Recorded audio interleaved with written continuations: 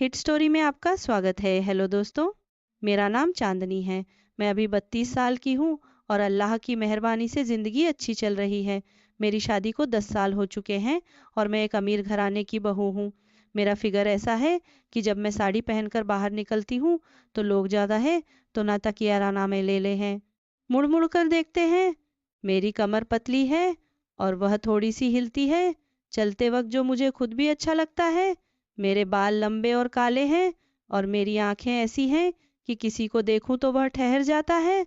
मैं हमेशा से थोड़ी शरारती रही हूँ, लेकिन घर की इज्जत का ख्याल रखती हूँ।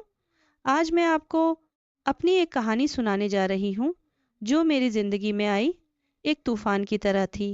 यह कहानी प्यार की है, लेकिन ऐसी कि कभी कभी दिल धड़क जाता है सोचकर। चलो शुरू करते हैं धीरे धीरे, जैसे घर में बैठकर कोई औरत अपनी सहेली को सुना रही हो।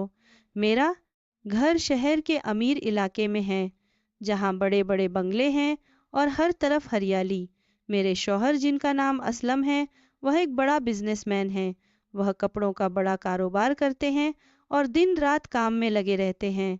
घर में सब कुछ है, नौकर चाकर, गाड़ियाँ और वह सारी सुख सुविधाएं जो एक औरत सपने में देखती है। लेकिन जिंदगी कभी कभी खाली लगती है ना, जैसे कुछ रहा हो। मैं घर संभालती हूँ, बच्चों की देखभाल करती हूँ। हमारे 2 बच्चे हैं, एक लड़का और एक लड़की, छोटे छोटे। लेकिन दिन भर घर में रहकर कभी कभी मन ऊब जाता है। एक दिन की बात है, मैं बाजार जा रही थी अपनी सास के साथ।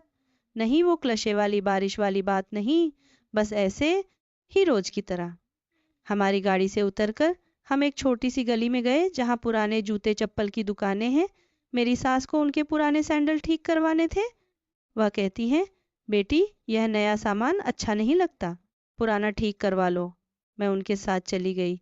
वहाँ एक छोटी सी दुकान थी जहाँ एक जवान लड़का बैठा था। उसका नाम था इरफान। वो मोची था, गरीब घर का, लेकिन अल्लाह ने उसे इतनी खूबसूरती दी थी कि बस देखते ही रह जाओ। उसकी आंखें गहरी थी, चेहरा साफ सुथरा और हाथ मजबूत। वो जूते सिल रहा था और उसकी उंगलियां इतनी तेज चल रही थी कि लगता था जैसे कोई जादू कर रहा हो। मैं वहां खड़ी थी, सास दुकानदार से बात कर रही थी। इरफान ने ऊपर देखा और हमारी नजरें मिली। बस एक पल, लेकिन दिल में कुछ हलचल हुई। वो मुस्कुराया और कहा, जी क्या ठीक करवाना है? उसकी आवाज में एक गर्माहट थी, जैसे कोई अपना बात कर रहा हो। सास ने सैंडल दिए और वो काम में लग गया। मैं वहीं खड़ी रही, सोच रही थी कि यह लड़का कितना अलग है। गरीब है, लेकिन चेहरे पर इतना नूर। उसके कपड़े पुराने थे, लेकिन बदन इतना मजबूत की लगता था, जैसे कोई राजकुमार हो। मैंने सोचा, काश ऐसे लोग अमीर होते तो कितना अच्छा लगता। लेकिन फिर मन में आया, अमीरी सब कुछ नहीं होती। काम हो गया, सास ने पैसे दिए। इरफान ने मुझे फिर देखा और कहा, बहन जी अगर कुछ और हो तो बताना। उस बहन जी में कुछ ऐसा था कि लगा जैसे वो मजाक कर रहा हो, लेकिन अच्छे तरीके से मैंने हंसकर कहा, ठीक है भाई, लेकिन अंदर से कुछ और चल रहा था। घर आकर मैं उसकी याद में खो गई। रात को शौहर घर आए थके हुए, वो हमेशा की तरह खाना खाकर सो गए। मैं लेटी रही, सोचती रही कि वह मोची कितना हैंडसम है, क्या होगा अगर कभी फिर मिले। लेकिन मैंने खुद को डांटा, मैं शादीशुदा हूँ, 2 बच्चों की माँ, फिर भी मन नहीं माना। अगले दिन मैं अकेली बाजार गई। वजह बस घर में कुछ सामान खत्म हो गया था। लेकिन सच तो यह था कि मैं उस गली से गुजरना चाहती थी। वहां पहुंची तो इरफान दुकान पर था। वो अकेला बैठा था, कोई ग्राहक नहीं। मैं रुक गई और कहा, भाई मेरे जूते में थोड़ी दिक्कत है।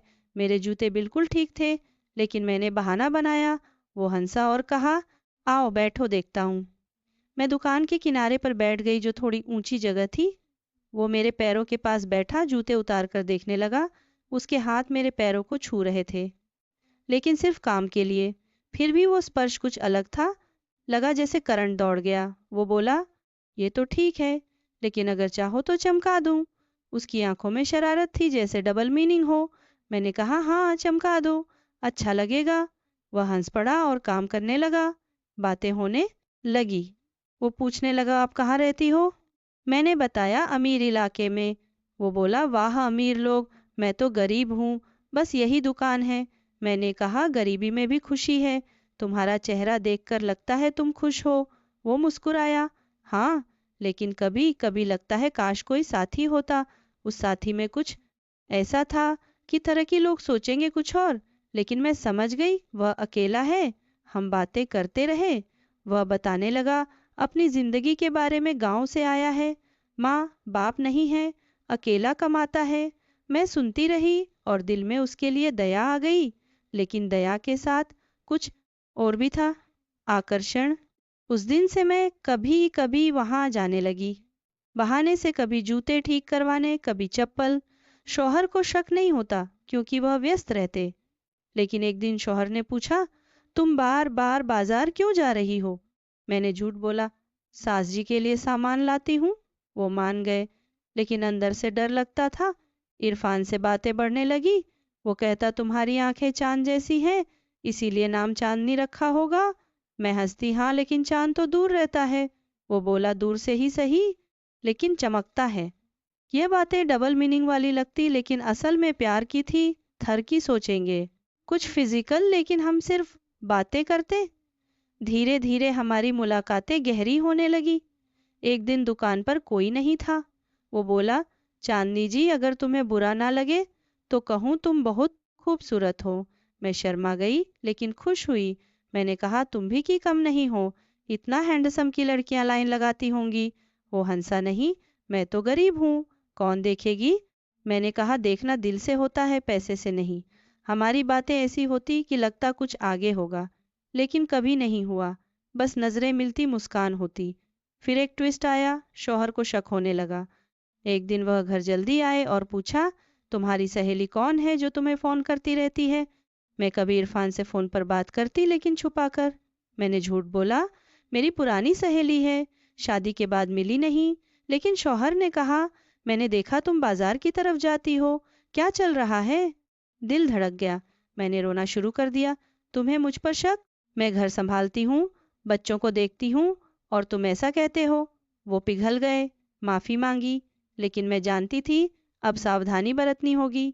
इरफान से मैंने कहा, अब कम मिलेंगे। शौहर को शक है। वो उदास हुआ, लेकिन बोला, तुम्हारी खुशी पहले। लेकिन याद आएगी, हमने फैसला किया कि कभी कभी किसी और जगह मिलेंगे। लेकिन कहाँ? दुकान पर खतरा था। फिर एक आइडिया आया।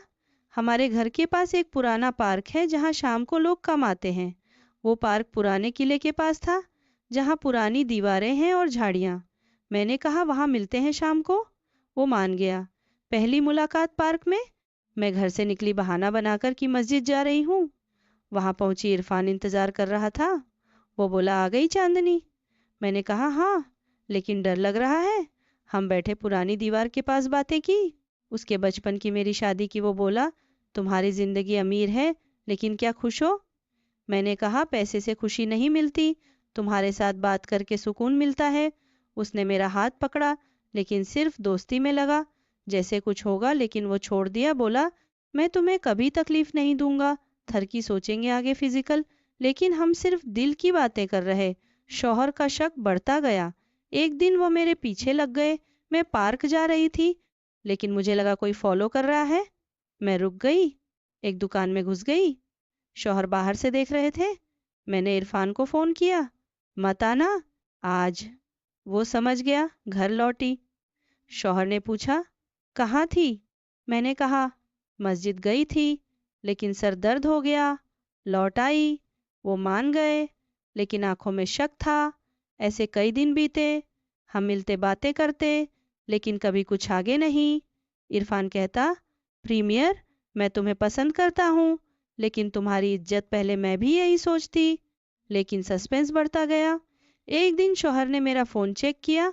वहाँ इरफान का नंबर था, लेकिन मैंने नाम सहेली रुसाना रखा था। शौहर ने कॉल किया।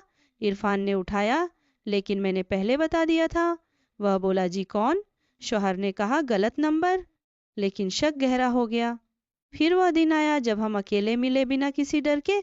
शौहर बाहर गए थे बिजनेस ट्रिप पर, 3 दिन के लिए। मैंने इरफान को बुलाया, लेकिन घर नहीं, एक पुराने दोस्त के खाली फ्लैट में। वो फ्लैट शहर के बाहर था, जहाँ कोई नहीं आता। मैं वहां पहुंची। इरफान आया। हम अकेले थे।